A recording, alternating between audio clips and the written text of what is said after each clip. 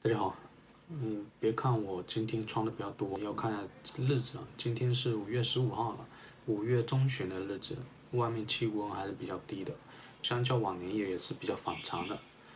气温低，粮食作物的话，肯定产量就低了，这想都不用想。但是今天我们的一个重点是讲，明天上海会逐步的一个解封。刚刚上海的护士长已经在记者招待会上宣布了这个决定。按照有序放开、有限流动、有效管控、分类管理原则，严格落实各项防疫措施。从5月16日起，我们将分阶段推动复商复市。一、购物中心、商场、超市和百货商场、便利店、药店等商业网点逐步恢复。今天我们来梳理一下整个上海疫情。首先，它一开始的话，从张文宏开始，因为中央是强调是动态清零，张文宏开始的话，也是说，要相应的结合一部分国外的先进经验，也就是说要有点共存的一个探索。早期上海市的一个指导思想有点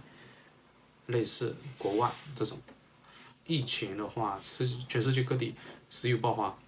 中国也是石油爆发。一开始的话是东北啊、吉林啊、长春啊、哈尔滨啊，但是各个地方还是坚持的动态清零。再之后呢，各个地方报告给上面的数据，说是有上海市过来的人员有确诊感染案例越来越多了，所以说上海研究抗疫的一个政策是怎样子的。一开始没正式下发通知，传闻是可能是要静默，然后主要街区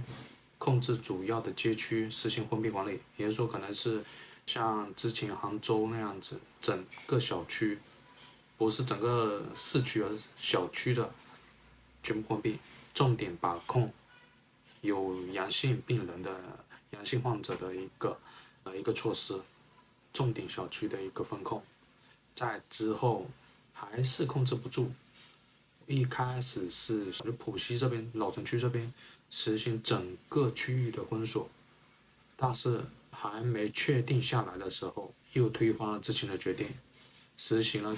全上海市的一个封锁。这是主要的一个疫情，上海的一个疫情脉络是这样子的。在之后，我们可以通过一些新闻媒体人们拍摄的视频，可以了解到上海这一次对于分层风控，第一是严重的准备不足，然后的话食品供给不足，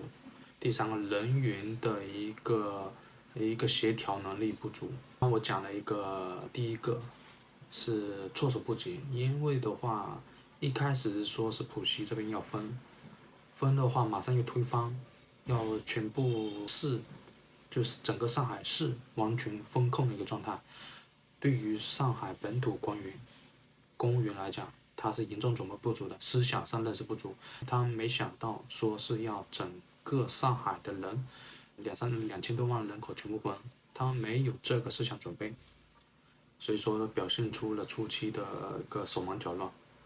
第二，供给量不足。你一开始是说，有条件的一个风控，不是说实行严格的，所以说人们的一个储备食物是不够的，可能有的人冰箱里也就是放了几天的食物，你这个封了到现在可能1个多月，将近2个月的时间，储备供给肯定是不足啊，你又没办法下楼买，所以说上海是对于这次居民的一个粮食供给是不足的，甚至有的人因为刚我讲了没准备嘛，然后初期又很纷乱，供给又上不来，只能是饿肚子了。上海市的人民自己的房子几百万上千万住着，但是造成了自己饿肚子的一个情况。第三还是后续的一个配套措施不足，一个就是方舱的一个建设，因为各个地方都有一定储备、相当容量的一个方舱的一个设施，但上海是明显没有这方面的准备。我们可以通过它初期